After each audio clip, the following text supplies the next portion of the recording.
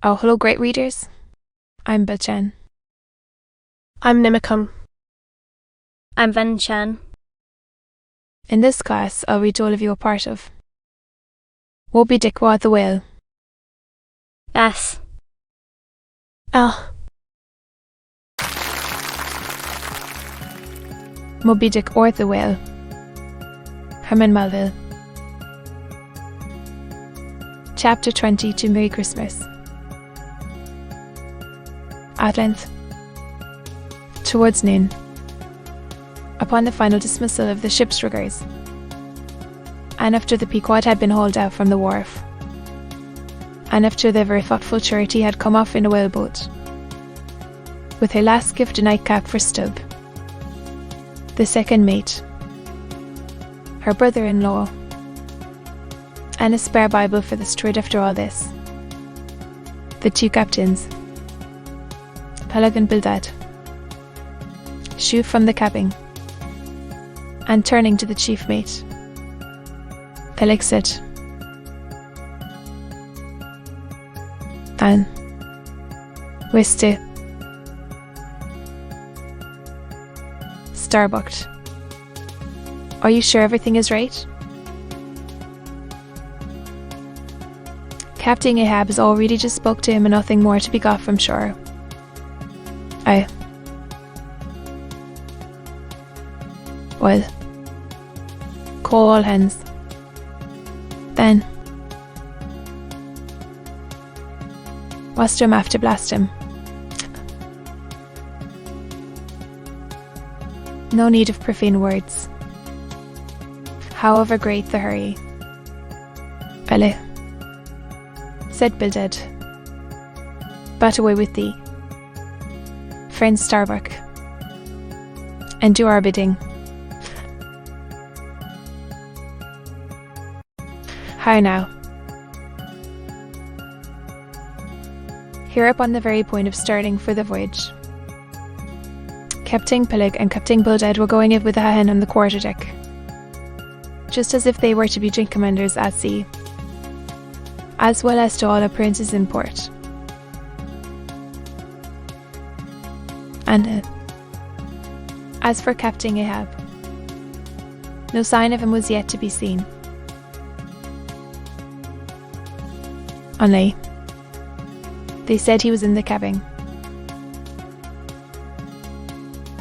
But then, the idea was that his presence was by no means necessary in getting the ship under way and steering her well out to sea. Indeed, as that was not at all his proper business, but the pilot's,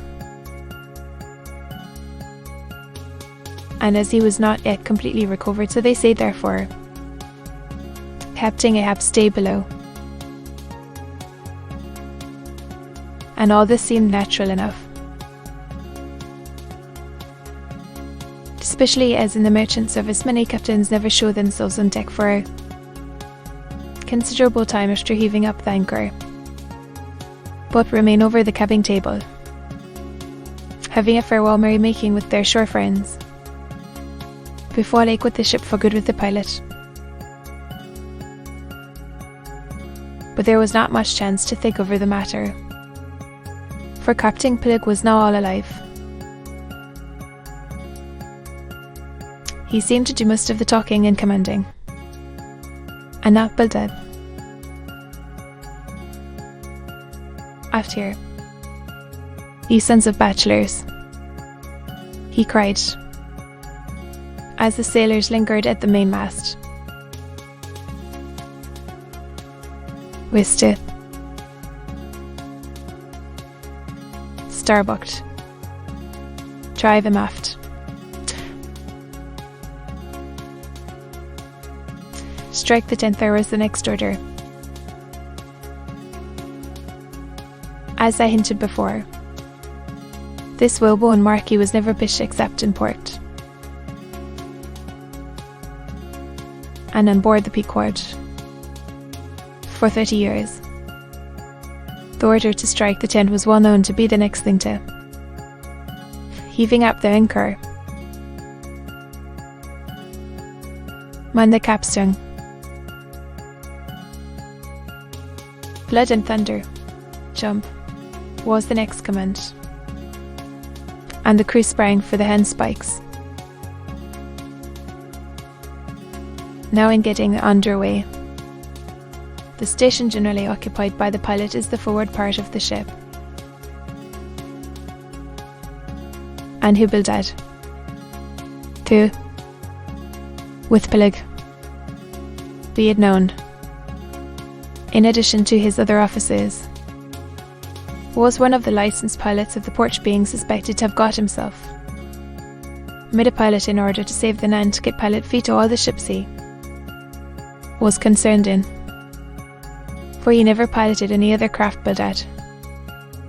I say, might now be seen actively engaged in looking over the bows for the approaching anchor, and at intervals singing what seemed at his most stave of psalmody, to cheer the hands at the windlass, who roared for some sort of a chorus about the goals in Booble Alley, with hearty goodwill. Nevertheless, not 3 days previous, Bildad had told them that no profane songs would be allowed on board the Pequod, particularly in getting under way. And Charity, his sister, had placed a small choice copy of Watts in each seaman's berth.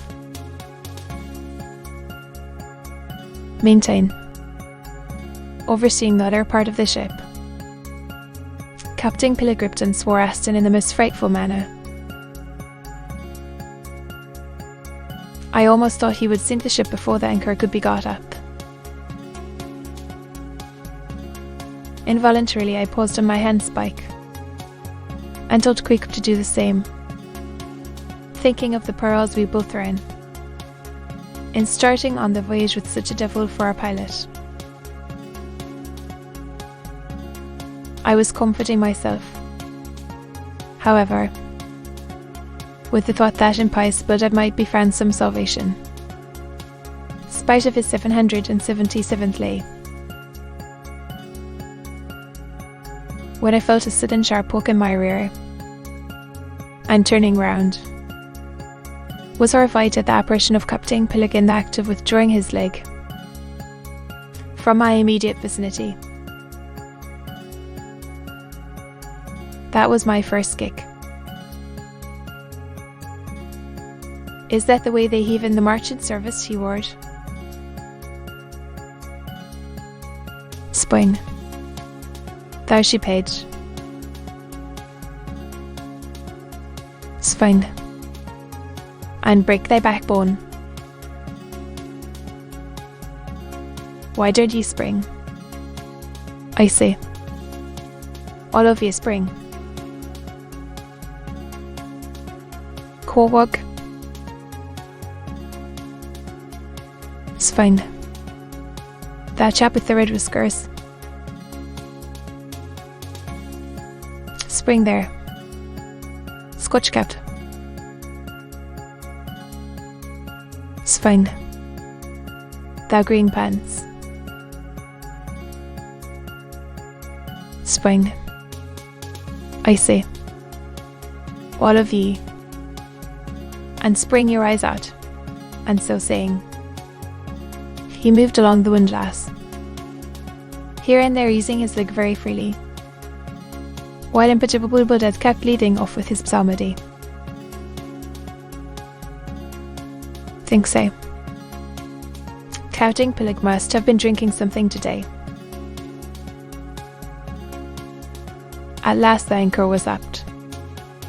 The sails were set, and off we glided. It was a short, cold Christmas, and as the short northern day merged into night, we found ourselves almost broad upon the wintry ocean, whose freezing spray cased us in ice, as in polished armour. The long rows of teeth on the bulwarks glistened in the moonlight, unlike the white ivory tusks of some huge elephant. Vast curving icicles depended from the bows. Baldad, as pilot, headed the first watch, and never in and on, as the old craft deep dived into the green seas, and sent the shivering frost all over her, and the winds howled, and the cordage rang. His steady notes were heard.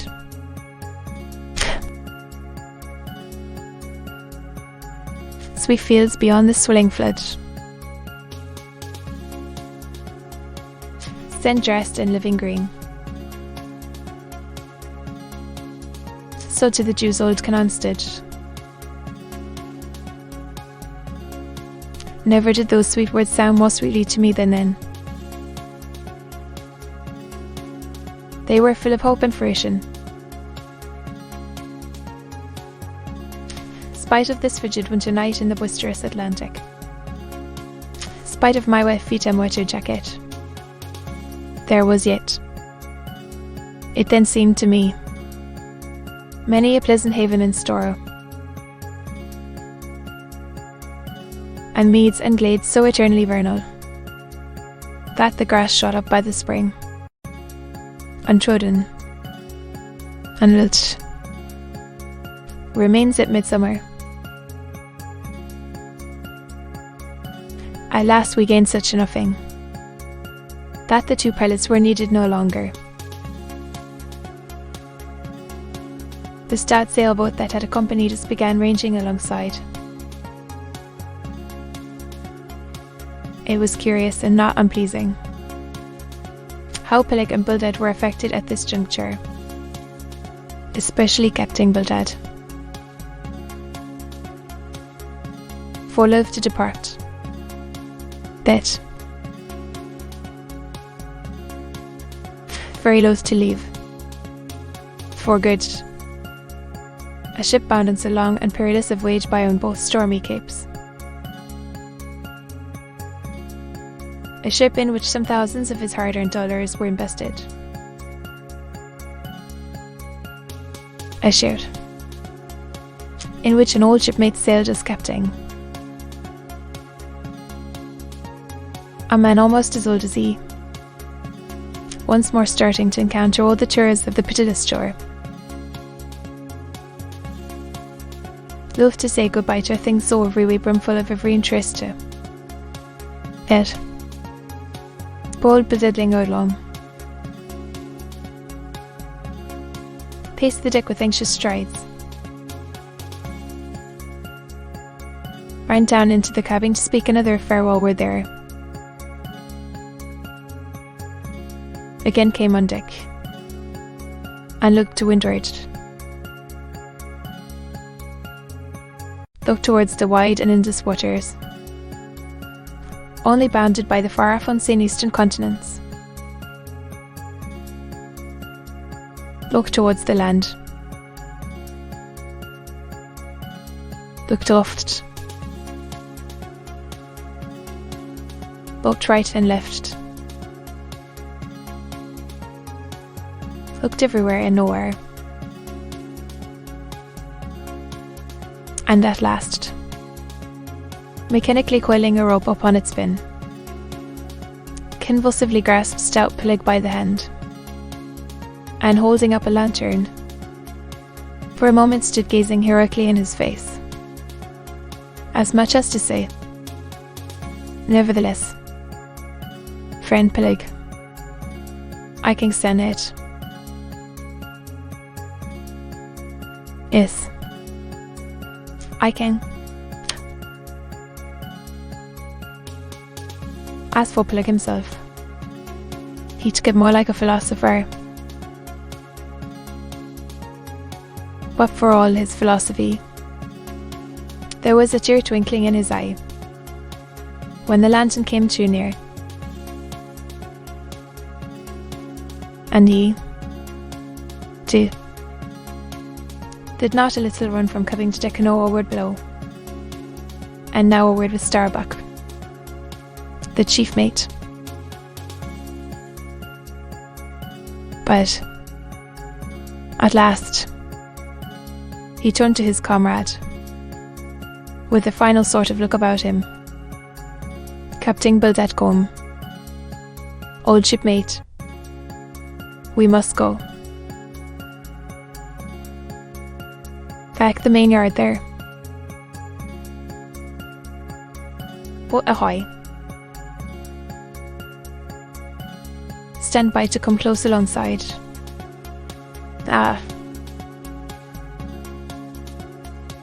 Careful. Careful. Come. Bildad. Where say you're last? Luck to ye. Starbuck luck to ye. Wiste. Stubbuck to ye. Wiste. Last goodbye and good luck to ye, and in the stay 3 years I'll have a hat. Supper smoking for ye in old Nantucket. Hurrah and away. God bless ye, and have ye in his holy keeping. Man, murmured old Bildad, almost incoherently. I hope ye'll have fine weather now, so that Captain Ahab may soon be moving among ye a pleasant sun is all he needs, and ye'll have plenty of them in the tropic voyage ye go. Be careful in the hunt, ye mates. Don't stave the boats needlessly, ye harpooners. Good white cedar plank is raised for 3% within the year. Don't forget your prayers. Either Wiste.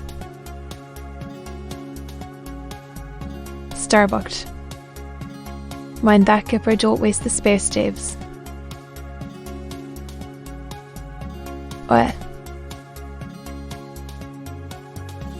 The sewing needles are in the green locker. Don't wail it too much Aloud's days.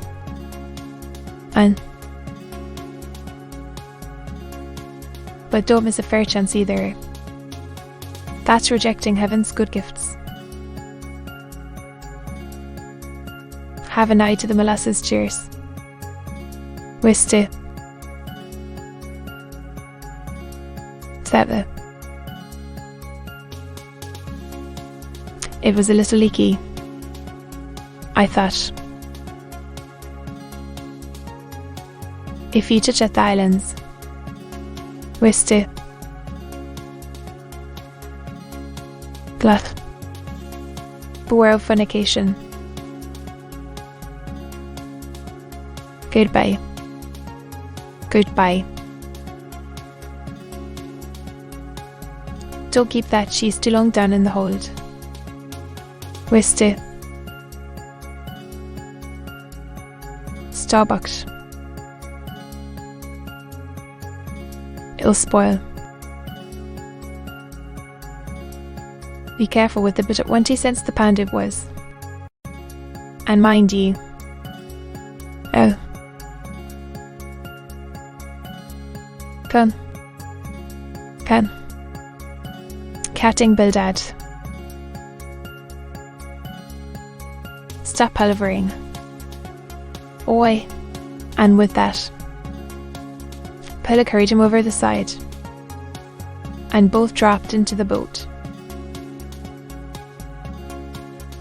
Ship and boat diverged. The cold, damp night breeze blew between. A screaming gull flew overhead. The two hulls wildly rolled. We gave 3 heavy-hearted cheers, and blindly plunged like fate into the lone Atlantic.